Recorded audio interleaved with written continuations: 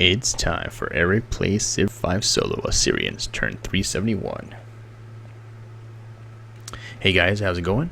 I'm on my Linux desktop computer right now, so I'm using my old webcam. It's not going to look as nice as it normally does, and it might even be slightly out of sync with my voice. Sorry about that if it is. I know that can be kind of annoying to watch. But I've been playing this solo game on my Fedora Linux computer laptop, so I can play a little bit before bed, because I've been super psyched about Civ 5 ever since Civ 6 was announced. And so I wanted to put it on my Windows computer where I've got my best webcam and everything. However, the Steam Cloud wasn't loading up on my Windows build. If it's the same people who did the XCOM port to Linux, then it's probably because the folder is case sensitive on Linux and not on Windows, and they use the wrong case, upper instead of lower, or so on and so forth. I haven't tried to fix it because I don't want to lose my game. But anyway, I just want to take you through a tour of my Civ. I'm in turn 371. I'm playing as the Assyrians, which is not someone I normally play as, but I wanted to do something a little different. And so here's my city. A couple of things I wanted to point out really quickly, which is kind of funny, is they've been making such a huge deal with Civ 6 about your wonders being on the map. But you can see my pyramid right here. You can see, I think this is the entire Pisa, this is the porcelain tower. So some of it was already on the map, actually. And somewhere around here I have the Oracle or Stonehenge in one of my other cities. And again, that's already on the map. So I think it's hilarious they're making a big deal out of it. Of course, the difference is that they're more spread out. And unlike, so if you look at here, there's, farm, and there's, these plantations and all these things. And, ooh, I was pillaged and I didn't realize it. Oh, these guys. I'm going to have to make peace with them later. But anyway, so let me go through my game. So right now I'm trying to do a culture victory. I've enjoyed culture victories since the time of Civ 3, but I've never done one on Civ 5 with Brave New World. So I'm exploring the concept of tourism. So right now I've got plus 198 tourism. If you go to my culture overview, and you look here, I'm influential on 3 out of the 4 people that I'm trying to convince. I'm making way more than everyone else, and I'm dominant on Babylon, influential on England, influential on Rome. Got to get up there in Polynesia. I still have quite a ways to go.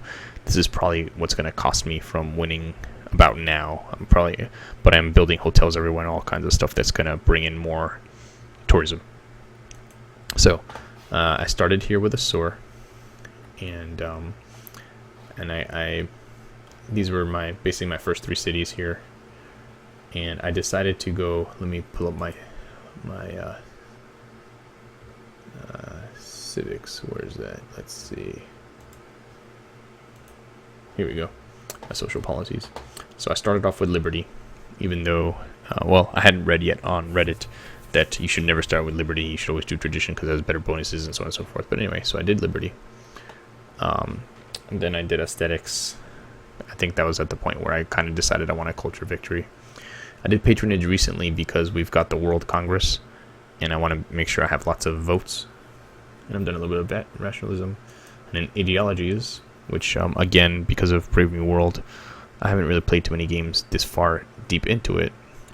This is the first time I've done a bunch of these things, and I'm doing autocracy.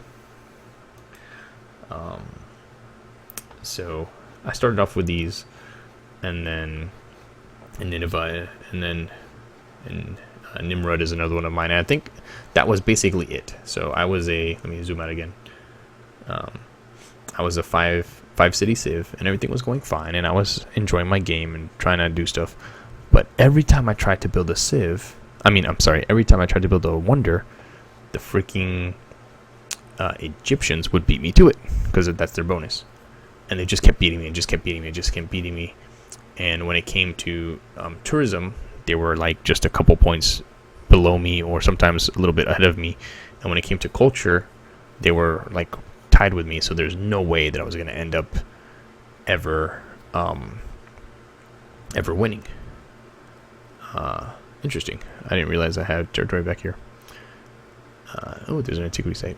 So anyway, so I built up my army, and I came this way, and I took Memphis, and that didn't really help me because most of their wonders were in Thebes. So I took Thebes, and again here you can see they've got a wonder here, and they've got some stuff here, and again stuff is spread out, just not as much as it is in Civ 6.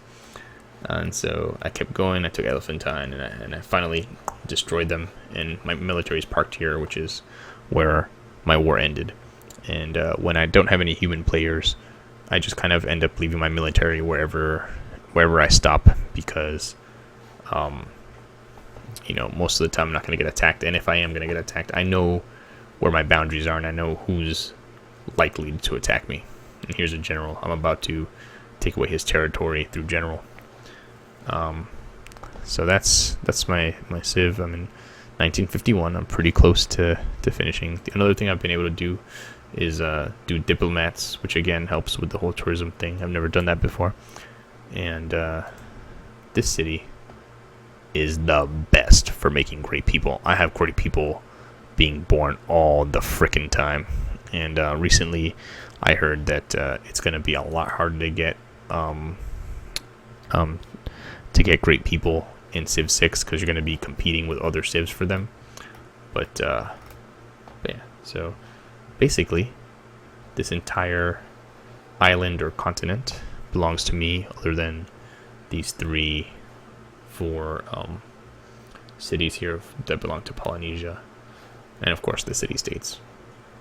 The only other thing that that's been happening, here's a fortress I built, a citadel I built at one point to combat the Egyptians.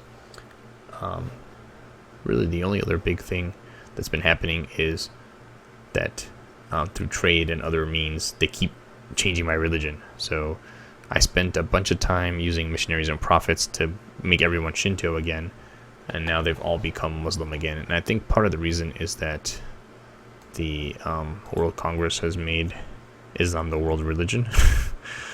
But besides that, there's been all those religious attacks. But anyway, I'm really hoping to pull this off pretty quickly. And and the other thing is Egypt kept having a score near mine, and I couldn't have that. So hopefully I can quickly grow my tourism versus their culture. If not, I might just destroy them 1, 2, 3, 4, boom, and then I'll win because I'll have dominated everyone else. So anyway,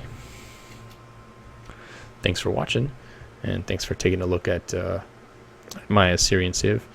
If you can, please donate to my Extra Life so I can raise money for Johns Hopkins. I didn't play the video because this was a short playthrough. Not even a playthrough, it was just a short demonstration of my Civ. But they were very, very key to the fact that my oldest daughter's alive right now. So any amount you could donate, I really, really, really appreciate it. Anyway, thanks a lot. See you next time.